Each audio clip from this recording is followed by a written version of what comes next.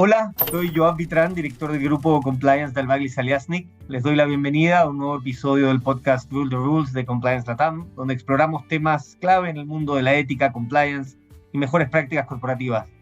Hoy día tenemos el honor de contar con la presencia de Graciela Garay, directora de Ética, Cumplimiento e Integridad en Comebol. Graciela, bienvenida, ¿cómo estás? Muy buenos días, Joab. Muchísimas gracias por este espacio, por compartir este momento juntos y bueno, conocernos un poco más, ¿verdad? Gracias por estar acá. Cuéntanos, Graciela, un poco sobre ti, sobre tu carrera, sobre cómo llegas a compliance, a la dirección de ética y cumplimiento. Bueno, yo creo que mi carrera profesional en primer lugar fue impulsada por el valor de mi familia, ¿verdad? Trabajé desde pequeñísima en las vacaciones, papá me hacía trabajar con una tía y un tío que tenían una inmobiliaria y yo me iba de recepcionista durante un mes después de mis vacaciones porque siempre fui muy buena alumna. Entonces empezaba mis vacaciones antes que el resto de mis hermanos. Pero soy la menor de seis. Pero creo que esa cultura de trabajo uno lo vive y es uno de los valores que uno adquiere en su vida, que son los valores que finalmente después tenemos que, si después logramos replicarlos, ¿verdad?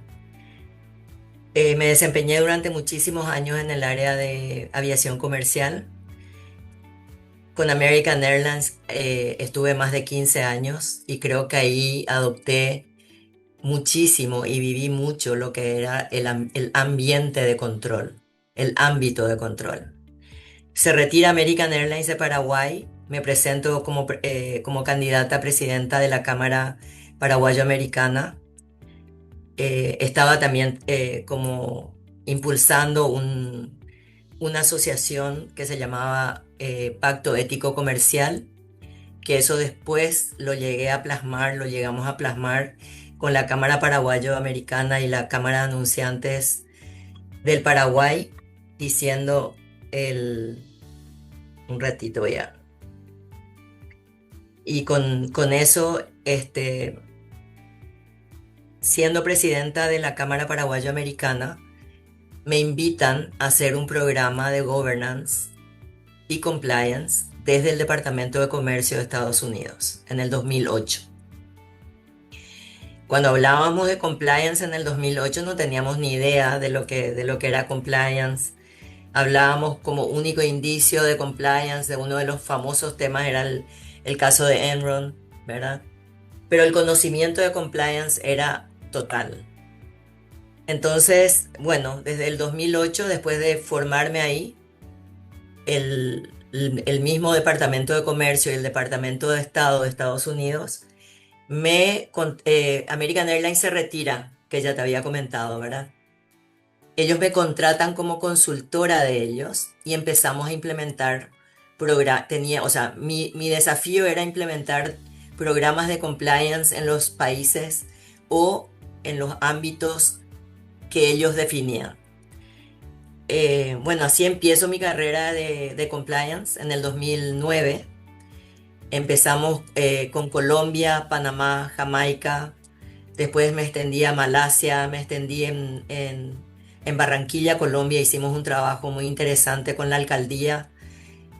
Y después de eso, también trabajé mucho en temas de alianzas públicos-privadas, que fue mi principal foco en la parte de construcción en Malasia.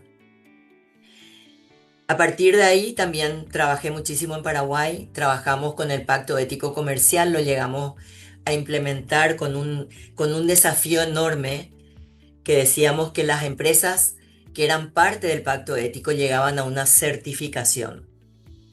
Logramos tener los indicadores que hacían que una empresa esté certificada y conseguimos que las cuatro Big Four puedan hacer las auditorías de esas empresas, que era una auditoría limitada, por supuesto, pero con ejes principalmente movidos hacia la implementación de un código de ética, que fue la manera que a mí me pareció la mejor manera de poder implementar el inicio de un programa de compliance, porque incorporaba ahí todos los elementos importantes y básicos que tiene que contemplar un programa de compliance, ¿verdad?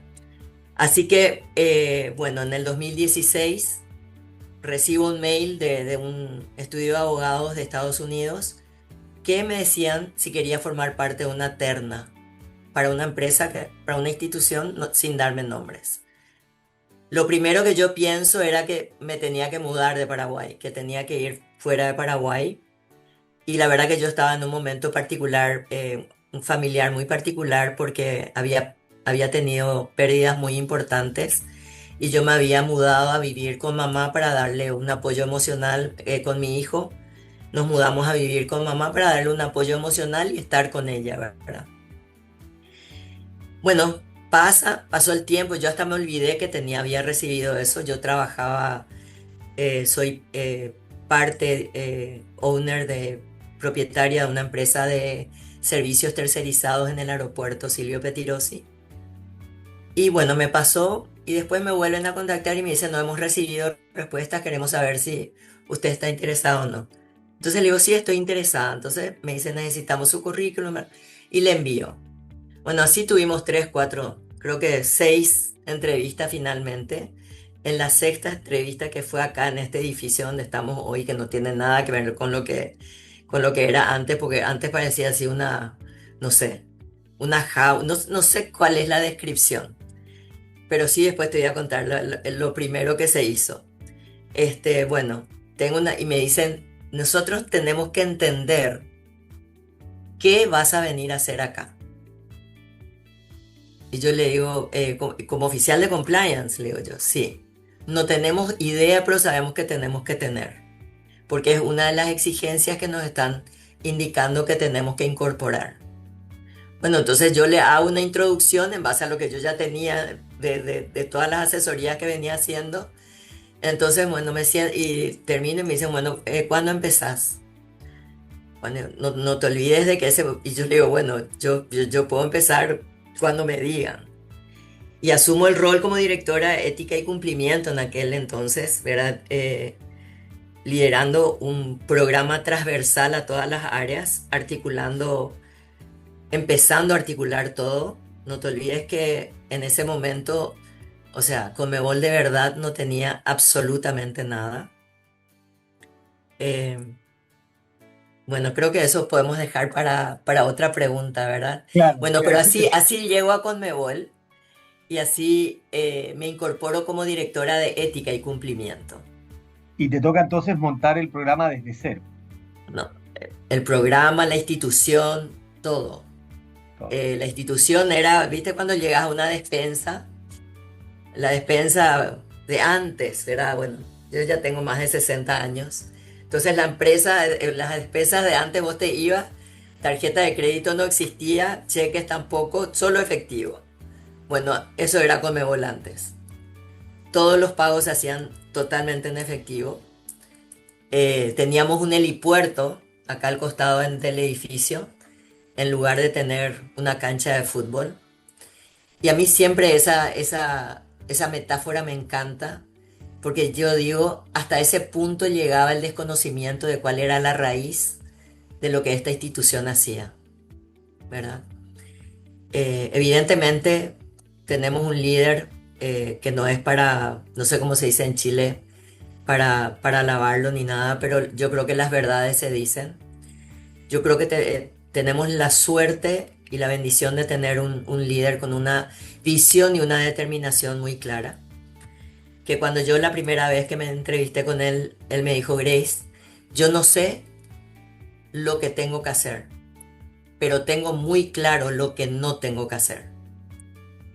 Bueno, y así fuimos avanzando y una de mis primeras anécdotas que tengo yo ingresé en octubre del 2016. A finales de enero, cuando me reúno con el presidente, le digo, Presi, tenemos que dejar de hacer los pagos en efectivo. Entonces él se recostó en su asiento, me miró y me dijo, yo creo que vos estás completamente loca. Me dijo, los árbitros nos van a parar los partidos, los árbitros nos van a matar. Los árbitros recibían en un sobre blanco el monto, que nadie sabía exactamente qué monto recibían porque todo era en efectivo. No había recibos de lo que se pagaba. Bueno, y empecé a trabajar con el presidente de la comisión de arbitraje y director de arbitraje, proactivamente con cada uno de con el grupo. Implementamos la bancarización en marzo del 2017. Y de esa manera, con cada una de las áreas, no te olvides que yo no tenía, según mi hijo, yo no sabía si la pelota era redonda o cuadrada, lo cual no es cierto, ¿verdad? Pero de verdad yo venía de un mundo totalmente ajeno al fútbol. Así que, bueno, esos fueron los inicios. Muy impresionante. Y te toca entonces aprender del principal negocio, ¿no? Del giro, y además lidiar para también, yo sé que en esto son muy transparentes y francos. Venías con una nueva administración, ¿no es cierto? Pero que había tenido que de alguna manera heredar el levantar una organización en términos reputacionales de lo que había sido el escándalo de FIFA, particularmente el de Conmebol. ¿Cómo impacta eso tu rol y cómo tú tomas esto para liderar esta nueva etapa en Conmebol? Yo creo que ahí fue fundamental la experiencia de asesoría que yo tenía, porque el trabajo como asesora yo siempre lo hice con grupos de trabajo, de manera proactiva, porque no te olvides de que cuando sos compliance llegas a ser como un confesor dentro de la empresa. Entonces tenés que en primer lugar conocer de qué estás hablando, entender lo que se está haciendo y la gente tiene que empezar a tener confianza y creer en el proceso que se está implementando. Entonces ahí los pasos tienen que ser muy lentos, muy reales, ¿verdad? Acá hasta ahora todo el mundo dice, Graciela, si no se va a cumplir no va a poner eso en un procedimiento.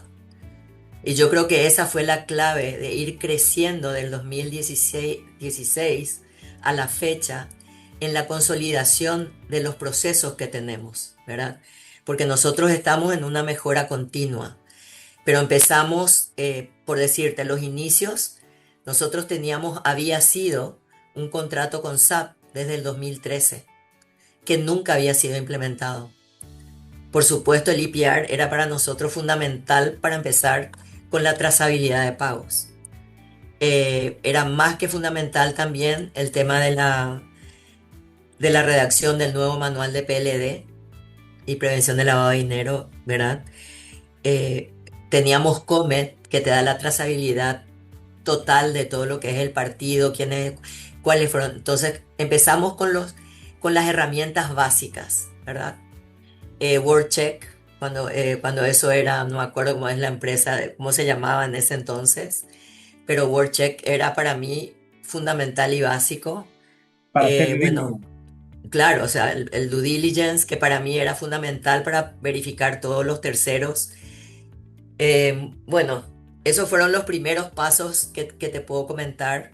Bueno, fundamental y único en la historia creo que fue en septiembre del 2016, el presidente Alejandro convoca un congreso para la modificación estatutaria, donde en realidad se establece una estructura de gobernanza totalmente diferente a la de antes. Porque la estructura de gobernanza separa lo político de todo lo operativo. O sea, está el presidente, está el consejo, están los órganos contralores, ¿verdad? Que se crearon los órganos contralores. Tenemos Comisión de Finanzas, Auditoría y Cumplimiento, Gobernanza y Transparencia. Y los órganos judiciales que son la Comisión de Ética Disciplinaria y de Apelaciones, Arbitraje y Comisión Médica. Se crea la Dirección de Ética y Cumplimiento y se crea la Gerencia de Auditoría Interna, lo cual antes no existía. Entonces, la base legal que nos dio el estatuto, evidentemente fue lo que nos permitió empezar con todo, a hacer todo lo que teníamos que hacer con una base legal que nos protegía y nos amparaba para todas las decisiones que tomábamos. Se implementa también en eso los exámenes de integridad a todos los que van a formar parte del Consejo de Conmebol y a los secretarios, el presidente por supuesto le hace FIFA, pero nosotros también lo hacemos desde Conmebol. Eh, Están para los secretarios generales y secretarios generales adjuntos. Entonces, que era algo totalmente diferente, ¿verdad? Entonces, la transformación, yo creo que compliance, de haber sido antes algo totalmente de cumplimiento, de cumplir normas, de cumplir leyes, yo toda la vida entendí compliance como una transformación cultural, basada en los valores que se viven, basada en la credibilidad primero interna, que por supuesto eso luego se expande al mundo exterior, ¿verdad? Absolutamente, y totalmente de acuerdo. ¿Y cómo has visto entonces la evolución en términos, por ejemplo, de las áreas de riesgo que enfrenta como organización? Cuando llegaste, me imagino, como planteabas bien, cuáles eran.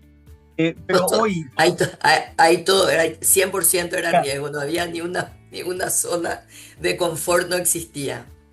No, no te olvides, o sea, yo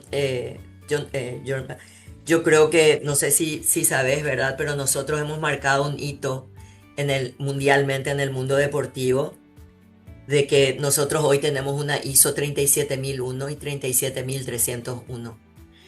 Entonces, por eso yo no dejo de mencionar la importancia del compromiso de liderazgo. El tone at the top que se habla, ¿verdad? Ese compromiso de liderazgo que hoy los directores somos todos súper profesionales, no hablo de mí personalmente, pero el CFO, el secretario general, tiene una trayectoria así impecable. La secretaria general adjunta, que también es directora legal, es una chica joven, es una chica súper inteligente. El secretario general adjunto para la parte deportiva, el profe Neri Pumpido, es una persona súper entendida en todo lo que es la parte deportiva. Entonces yo creo, hay una frase que el presidente siempre dice, que dice que para ser campeones tenemos que tener el mejor equipo. Y yo a lo que él dice, siempre digo que tenemos que adherirle la capacitación constante, que la gente entienda, que la gente se acuerde, porque compliance es como hacer ejercicio, ¿verdad? Nosotros sabemos que esto está, pero tenemos que recordarles qué es, tenemos que recordarles que esto está vigente. Y los riesgos que siempre tenemos son los riesgos reputacionales, son los riesgos de terceros, ¿verdad? De la prevención del lavado de dinero y por supuesto amaño de partido, ¿verdad? Son los riesgos principales. Hoy tenemos un ámbito de control sumamente importante, por eso te mencioné los sistemas de gestión internacionales que tenemos vigentes.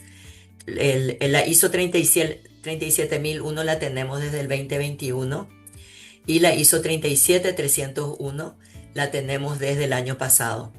Ahora ya nos estamos preparando para la auditoría de seguimiento. Entonces, de verdad, yo me voy y le digo al presi, le digo al secretario general, ¿te parece que podemos certificar en esto? Y entonces el presi me dice, yo no sé hacer lo que vos haces, pero si nosotros vamos a elevar la vara de lo que nosotros tenemos que hacer, yo estoy súper de acuerdo. Y bueno, y por supuesto tengo el total apoyo del secretario general José Astigarraga, que desde la parte que él es como que el CEO de la parte toda administrativa acá que de verdad es una persona, yo siempre le identifico como el péndulo, ¿verdad? ¿Viste el péndulo en una construcción? Es el que se utiliza para equilibrar todas las partes, ¿verdad? Así que bueno, esas son las áreas de riesgo que yo más te puedo decir. El estatuto también, una de las cosas que contempló es que se le sacó la autonomía y la autoridad, o enfatizaba más a las personas que a la institución. El estatuto hoy prioriza, por supuesto, la institucionalidad antes que a las personas, ¿verdad? Entonces, eso, como te dije, bueno, hoy ya contamos con un reglamento de gobernanza, o sea, todo lo demás legal que hemos desarrollado, que lo desarrolló el Departamento de Legales con la doctora Montserrat Jiménez, también hoy tenemos una base muy sólida, también con un trabajo muy cercano, o sea, Emilio García desde FIFA también ha hecho un trabajo espectacular en la transparencia, en toda la parte de reglamentaciones y todo eso. Entonces, compliance no hacemos solos. Compliance es imposible hacerlo solo. Entonces, las alianzas estratégicas, ¿verdad? Son fundamentales. Nosotros internamente trabajamos transversalmente con todas las áreas, todas las áreas. No hay una sola área que nosotros, que yo diga, no, nosotros no estamos vinculados. ¿Por qué? Porque nosotros también somos parte de la verificación de todas las licitaciones y concursos de precios, ¿verdad? O sea, tenemos un comité de compras en la cual nosotros somos veedores. Ajá. Somos veedores de todos los proyectos que se aprueban.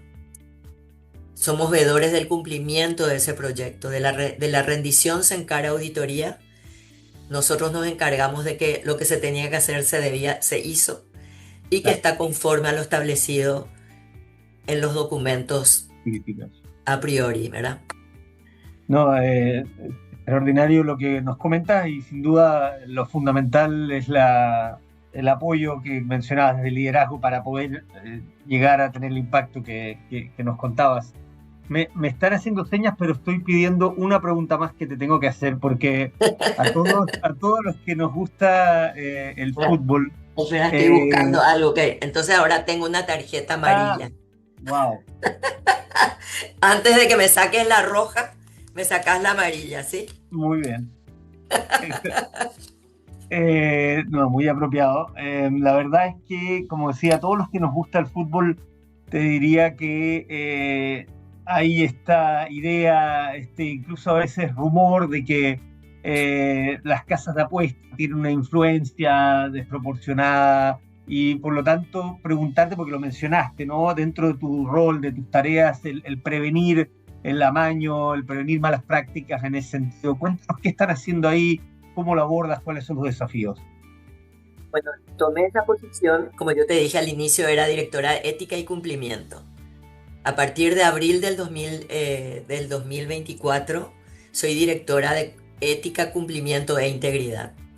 ¿Qué es lo que estamos haciendo en relación a eso? En primer lugar, hacemos el monitoreo del 100% de todos nuestros torneos, de todos los torneos.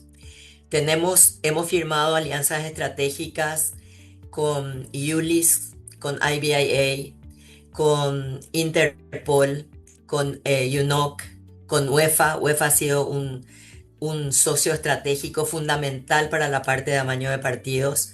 Hice un diplomado con ellos de Fight the Fix, que es antiamaño de partidos, que nos enseña todo, cómo llevar adelante las investigaciones, los procesos, o sea, de verdad un diplomado espectacular. ¿Y qué es lo que hicimos? Iniciamos este departamento con Copa América 2024, donde implementamos lo que se llama un grupo de monitoreo. Y el grupo de monitoreo está representado por una persona de todos nuestros aliados estratégicos, los cuales unos de ellos nos dan un mapa de riesgos, un mapa de las estadísticas de apuestas y de cuáles son las alertas que tenemos de cada uno de los partidos. Cada una de las alertas que se reciben, por ser una alerta per se, no es un amaño de partido, pero es algo que llamó la atención por una variación que tienen, porque hay algoritmos increíbles para esto que necesito un podcast exclusivo para poder explicarte. Te lo vamos Pero, a cobrar. bueno, pero de verdad entonces, con ellos se hace el análisis y cuando es nuestro torneo, nosotros pasamos a disciplinario para la investigación previa y lo que estamos trabajando ahora es en generar plataformas nacionales, ¿verdad? Con los órganos gubernamentales pertinentes para poder eh, ¿cómo se dice? Penalizar estos crímenes y actos ilegales a través de esa plataforma nacional en cada uno de los países. Eso también lo estoy trabajando con Council of Europe, que tiene la base legal, que sería ideal que todos los países podamos adherirnos a eso para tener una base legal uniforme, que eso haría todos los procesos mucho más fáciles. Pero es un camino. Este es un camino que nunca termina, ni en compliance, ni en integridad. Esto es un camino que lo construimos todos los días y con las decisiones que tomamos y determinaciones que se tienen que tomar diariamente. Excelente. Graciela, desearte todo el éxito del mundo en la gestión, en lo que haces, no solo para proteger a Conmebol y a FIFA, sino a esta pasión de multitudes que es tanto más que 22 personas corriendo detrás de una pelota, ¿no? Que nos gusta tanto. Así que Así es. ha sido Ese es un uno de honor. nuestros pilares, Joab, centrados en el FAM. Y esa es la protección que nosotros buscamos y que ellos puedan comprender todo el trabajo que hay detrás de esto, de protección y de verdad, de que las cosas, de proteger el juego limpio dentro de la institución y en la cancha, porque eso no se puede separar. Tal cual. Muchísimas gracias, Graciela. Ha sido un placer tenerte acá. Para nuestros oyentes, recordarles que pueden seguirnos en LinkedIn e Instagram como Compliance Latam. También están invitados a visitar la página compliancelatam.legal. Actualmente tenemos disponible material de interés, guías comparadas en protección de datos, investigaciones internas, laboral, libre competencia, etc. Y les recuerdo, muy importante, nuestro foro Compliance Latam el 27 de noviembre en el Hotel Ritz-Carlton de Santiago. Un evento imperdible. No olviden compartir este episodio. Nos encontramos en uno siguiente para seguir conversando sobre compliance, ética y promover mejores prácticas para todas las organizaciones. Graciela, de nuevo, muchas gracias. Joab, un abrazo fuerte. Un abrazo, hasta la próxima.